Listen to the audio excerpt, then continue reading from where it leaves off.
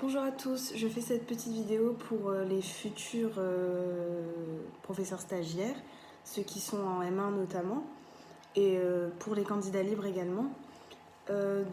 J'ai quelques conseils que j'ai notés et que j'aimerais donner, et c'est plus simple à faire en vidéo plutôt qu'à l'écrit. Déjà, dès le début de l'année, vous serez amené donc à vous inscrire au concours, et pour l'inscription, vous avez une option à choisir. Concernant cette option, il faut vraiment faire attention à cette option, il faut faire attention à bien la choisir, c'est très important.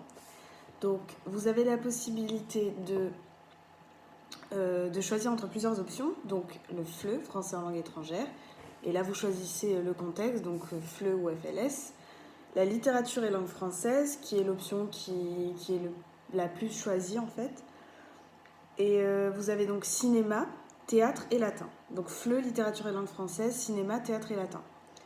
C'est vraiment important de choisir son option, de bien la choisir parce qu'en fait, il me semble que vous vous inscrivez début septembre ou quelque chose comme ça et vous avez à peine un mois pour réfléchir, je crois un peu moins d'un mois, pour réfléchir à cette option. Donc c'est important de la choisir rapidement et de bien la choisir. Donc comment la choisir ? Pour la choisir, le conseil que je peux donner, c'est de lire les rapports de jury. Vous avez le temps, puisqu'on est en vacances, et c'est vraiment important de lire les rapports de jury parce que ça va vous amener, mais même pour plus tard, les lire plusieurs fois, ça va vous amener à bien cerner les preuves, à bien comprendre les attendus, les attentes du jury. Donc faites-le dès maintenant. Dès que vous le pouvez, en fait, pour vous préparer à déjà choisir une option, ce sera du temps de gagner. Ensuite, concernant les écrits, donc vous avez 2 épreuves de 6 heures. En tout cas, je ne sais pas si ça a changé, mais c'est comme ça que c'était cette année. J'ai pas lu les nouvelles épreuves. Donc cette année, c'était on est en 2018. Cette année, c'était pour les écrits composition française, donc OF1, 6 heures. Donc on composait sur un sujet donné. Ça, c'est une épreuve qui était commune aux lettres classiques et aux lettres modernes, mais j'ai lu que ça avait peut-être été supprimé ou que ça allait changer, donc je sais pas trop. Et en tout cas, en lettres classiques, vous avez une épreuve écrite à partir d'un dossier, en lettres modernes aussi. Donc en lettres classiques, c'est une épreuve de latin ou de grec. Et en lettres modernes, c'est une épreuve, alors c'est une étude grammaticale de langue française. En fait, en 6 heures, vous avez 4 épreuves. Donc vous devez répartir à peu près votre temps 1h30 à peu près par épreuve. Vous avez donc 4 épreuves, comme j'ai dit. Donc la première épreuve, c'est une épreuve d'ancien français, on va dire. C'est une épreuve qui est intitulée Histoire de la langue. Donc concernant l'ancien français, commencez à travailler tout ce qui dit les fiches de vocabulaire. Entraînez-vous à traduire un petit peu l'ancien français, à regarder un petit peu comment se conjuguer les verbes en ancien français si vous en avez jamais fait. Enfin, commencez à vous intéresser à l'ancien français. Ensuite, vous avez l'étude synchronique du texte en français moderne ou contemporain. Donc, c'est une étude grammaticale. Donc, si j'ai un conseil à donner, et je pense que c'est ce que j'aurais dû faire pour ne pas être dans la précipitation, c'est travailler dès maintenant la grammaire. Dès que vous pouvez, vous travaillez la grammaire parce qu'elle va vous servir autant à l'écrit qu'à l'oral et après dans votre futur métier. Donc, pour l'étude synchronique du texte en français moderne ou contemporain, comme je disais, travaillez la grammaire. Et ensuite, vous avez une étude stylistique. Donc, pour le commentaire stylistique, commencez à ficher, si vous avez le temps, tout ce qui dit figure de style, mais figure de style et les effets de la figure de style. Parce qu'il ne s'agit pas non plus de dire ah ben il y a une hypotypose. Super. Il faut dire en gros ce que cette figure de style apporte au texte, comment dire, quel effet elle produit dans le texte. Enfin, vous voyez ce que je veux dire. Donc en somme, pour la stylistique, commencez si vous avez le temps à bosser tout ce qui dit figure de style et à travailler peut-être, à vous entraîner déjà sur des textes. Donc voilà, et la dernière épreuve, c'est une épreuve de didactique de la grammaire. Je sais pas trop comment ça s'appelle cette épreuve. Donc cette dernière épreuve, si vous avez le temps, commencez à lire un petit peu les programmes. Donc les programmes de collège et de lycée. Surtout de collège pour tout ce qui dit grammaire. Entraînez-vous un petit peu sur entraînez-vous non, procurez-vous si vous pouvez des manuels de 6e, 5e, 4e, 3e pour voir un petit peu, même de lycée, pour voir un petit peu ce qui est demandé, des manuels récents plutôt, pour voir un petit peu ce qui est demandé, quels points de grammaire sont travaillés, etc. Et donc pour les oraux, vous avez une épreuve de MSP, donc mise en situation professionnelle. Donc là, il s'agit d'une explication de texte. Donc vous faites une explication de texte, le plus souvent les gens choisissent linéaire, mais vous pouvez faire une espèce de commentaire, mais je ne sais plus trop pourquoi, mais c'est déconseillé. Donc moi en tout cas pour le CAPES, j'ai fait une explication linéaire. Donc vous faites votre explication de texte et ensuite vous avez un point de grammaire, donc une question de grammaire. Vous avez donc pour la MSP un texte qui est accompagné d'un document iconographique et ce document qui est accompagné également d'un extrait de manuel le plus souvent qui porte sur le point de grammaire que vous aurez à traiter. Je ne sais pas si c'est très clair. En gros, vous avez un texte à étudier linéairement, donc figure de style, mouvement, etc. Situer le texte, contextualiser, etc. Et ce texte-là, vous avez à le rapprocher d'un document iconographique, donc d'une image, d'un tableau ou autre, donc qui aura un lien, il faut que vous trouviez le lien avec le texte, et ensuite vous avez un point de grammaire à faire, donc à l'aide d'une page de manuel scolaire, et donc en fait c'est un point de grammaire qui est situé dans le texte. Par exemple, je sais pas, l'emploi de que dans ce texte. Donc, et vous avez une page de grammaire sur une page de collège sur les subordonnés, par exemple. Voilà.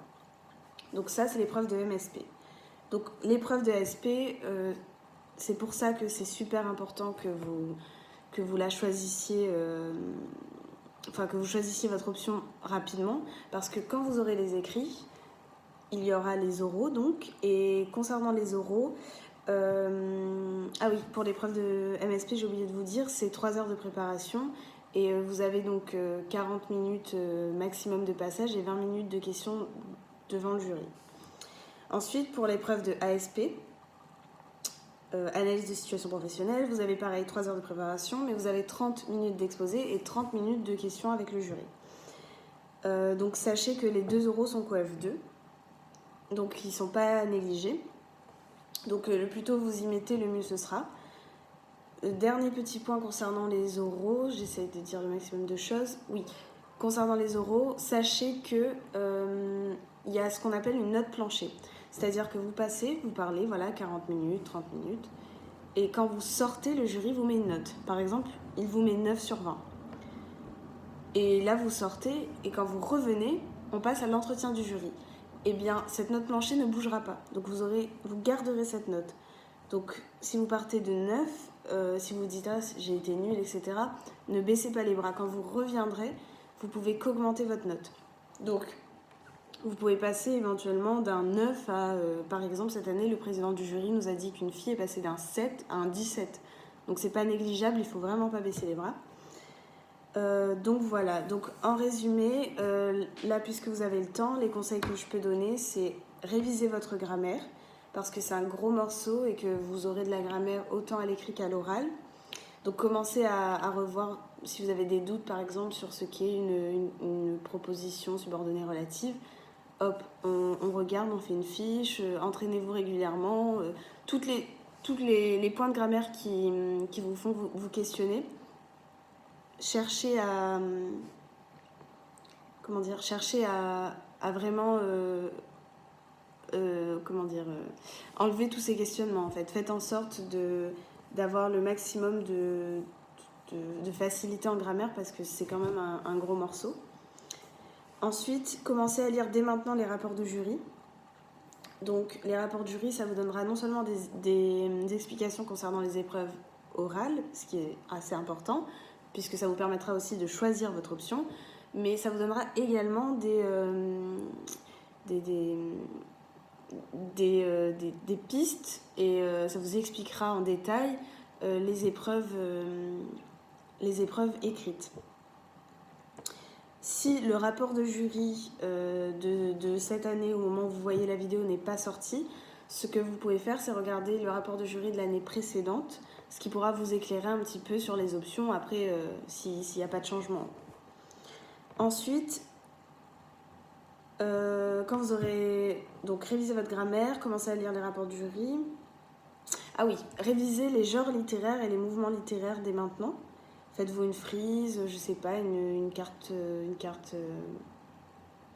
mentale, je sais pas trop, mais commencez dès maintenant à réviser tout ce qui dit genre littéraire, un peu de la critique littéraire si vous pouvez, mouvement littéraire. Révisez également, comme je vous avais dit, les figures de style et les effets qui accompagnent ces figures de style. Et si possible, commencez à enrichir votre culture, entre guillemets, artistique.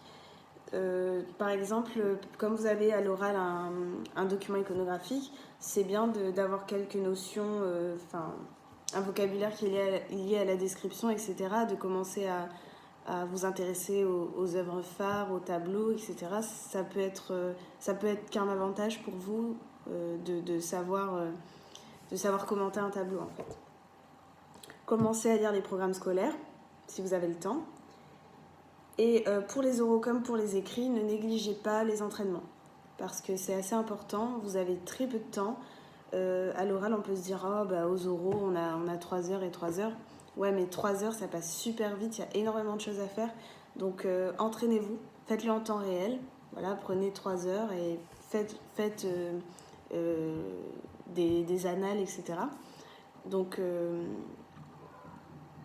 voilà, entraînez-vous et ayez confiance en vous. Et ne vous avouez pas vaincu. Ah oui, dernier petit point. En fait, vous passerez donc les écrits et vous avez un temps, je crois que c'est 1 mois ou quelque chose comme ça, peut-être un peu plus, vous n'aurez aucune réponse concernant les écrits. N'attendez pas d'avoir la réponse concernant les écrits pour bosser les oraux. C'est l'erreur que j'ai commise et c'est une mauvaise idée. Si vous avez du temps, optimisez votre temps. Donc si vous savez que vous passez sur l'option FLE, commencez à faire des fiches de vocabulaire, etc.